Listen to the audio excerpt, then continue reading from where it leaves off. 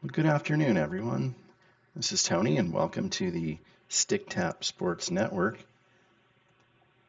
where today we'll be kind of getting our first look, or at least the first look, or first time I'm sharing with you, kind of the 1980 LA Dodgers replay I'm doing in Digital Diamond using the Status Pro uh, feature that's available to it. Um, just a little bit about the setup that I'm using. Currently, I'm on version 11. I haven't upgraded. I know there's been some pretty cool upgrades or updates to the Status Pro feature, and also for a variety of other features within Digital Diamond. But it looks like I'm probably going to wait until I hear March.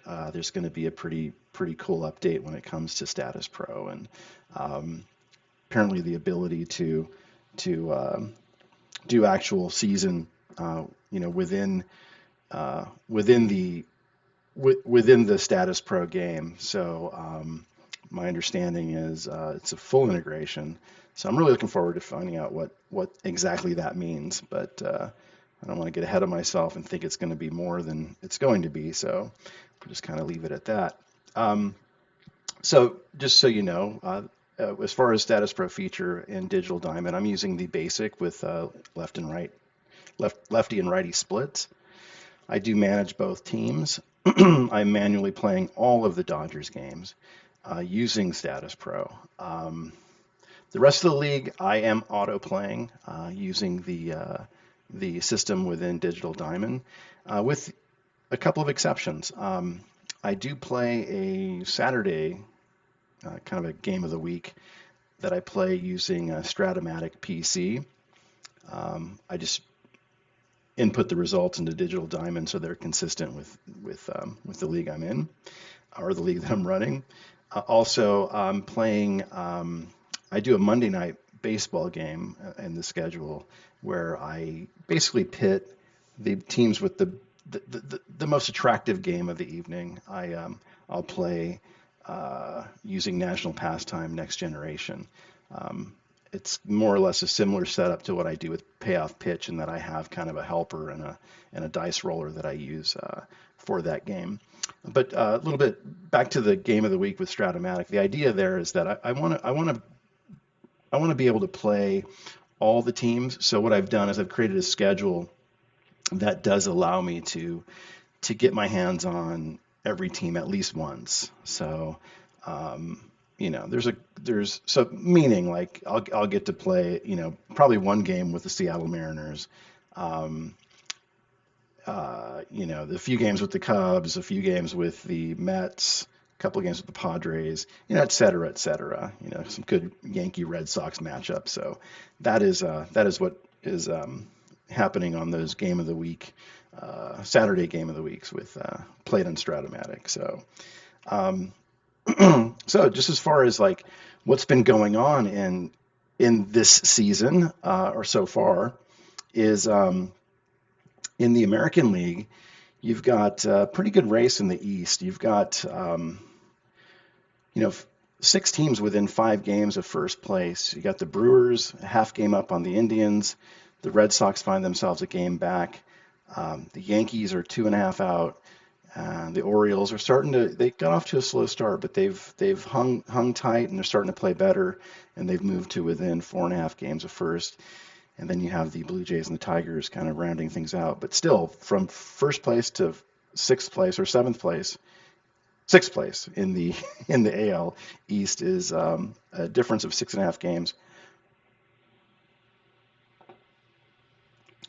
In the AL West, things are a little bit different. The Oakland A's got off to a hot start. They were the best team. They had the best record in the league. They've kind of cooled off a bit of late. I think they've lost 4 or 5 straight, allowing the Angels and the Royals to kind of creep a little bit closer. As you can see, the Angels are three games back, and the Royals are 3.5 back. And then things start to stretch out after that. You've got Texas at 6.5 back, Minnesota 9.5 out, the White Sox 10.5 out, and the Mariners bringing up the rear at 13.5 back. In the NL East, the Phillies have a pretty nice lead over the Pirates, who are 5 games behind the 26 and 15 Phillies. And they have been kind of, increasing that lead of late. I think a surprising thing is the Expos. The Expos are only 18 and 23, 8 games out of first in last place in the East, and that 39, minus 39 run differential is a little bit concerning, I would think, as we look forward or look ahead into the season. Um, the team that I'm replaying all their games is the Dodgers.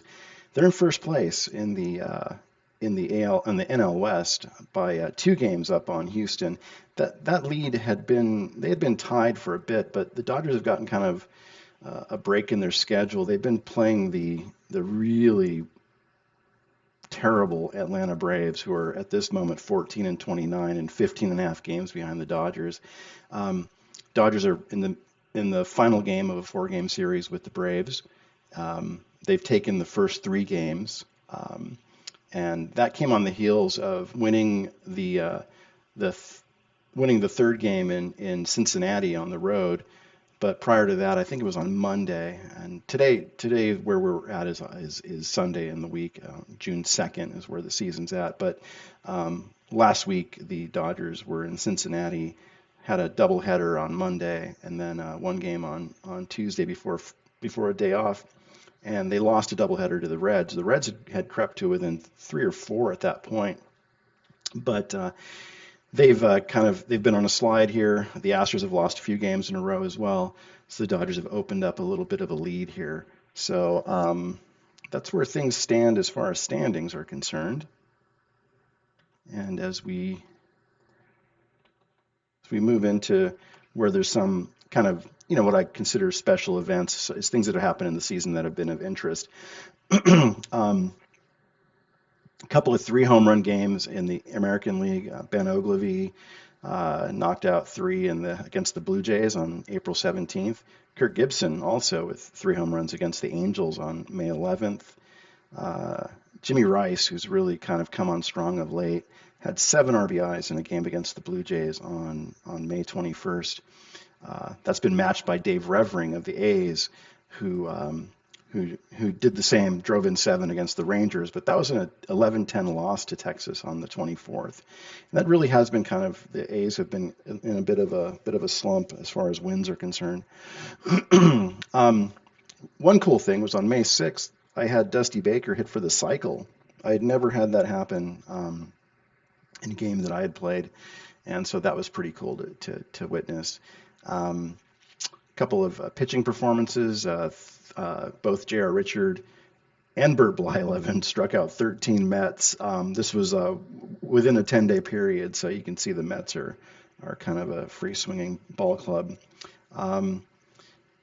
Currently, also, Pete Rose has an 18-game hitting streak, and that ties him with Alan Trammell and Jose Cruz for longest of the season so far. The only one, obviously, I shouldn't say obviously, but Trammell and Cruz, their hitting streaks were snapped a little bit earlier in the season. So right now, Pete Rose owns that hot spot. So as far as a little look at some of the league leaders, surprisingly, Al Woods leads the American League with a .413 batting average. He's kind of right on the line of minimum at bat, so I don't know how much longer he'll be in that spot. I think in second, it's not listed here, but second, I believe, is Ken Singleton, who's in the 380s for the Orioles. So Al Woods leads the American League at .413. Jose Cruz leads the National League at .394. Jim Rice is leading the American League in both home runs and RBIs, 14 home runs and 47 RBIs. Mike Schmidt leads the National League with 15, and Steve Garvey the National League with 36 RBIs. I should say Schmidt leads with 15 home runs. Some of the pitching standouts thus far: Tom Bergmeyer of the Red Sox, a 1.48 ERA. Mike Norris, 8 wins, and Mark Clear with 11 saves in the American League. And in the National League, you have Paul Moskow with a 1.36 ERA for the Cincinnati Reds.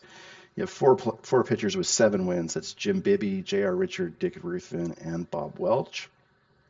And Raleigh Fingers is leading the NL with 14 saves.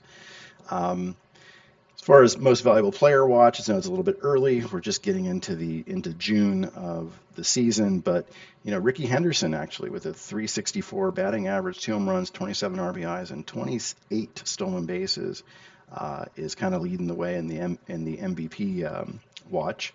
He's also got a 13-game hitting streak at the moment. Mike Norris of the A's is kind of the top pitcher in the American League with an 8-2 record, a 2.36 ERA, 49 strikeouts, and 8 complete games. So you can see that Billy Martin is really pushing those arms in the out in Oakland. Jack Clark for the Giants in the National League is got one of the better performances. Although number wise, I think there's a few other players that are pretty close. Some that come to mind would be Dusty Baker's having a pretty solid season, as is Steve Garvey. But who knows? Maybe when it comes time to vote, having two players having that type of season on the same team might be splitting some of those votes, and they'll go towards a player like Jack Clark who's having a solid season. Dodger pitcher Bob Welch, 7-1, 1.49 ERA, and 56 strikeouts and 4 complete games. So that's kind of what it looks like as far as individual performance and team performance so far this season. So next up, probably in a separate video, will be the Game 4 of the series, the final series, coming from Dodger Stadium, pitting the Atlanta Braves against the Los Angeles Dodgers. So stay tuned for that. Thank you.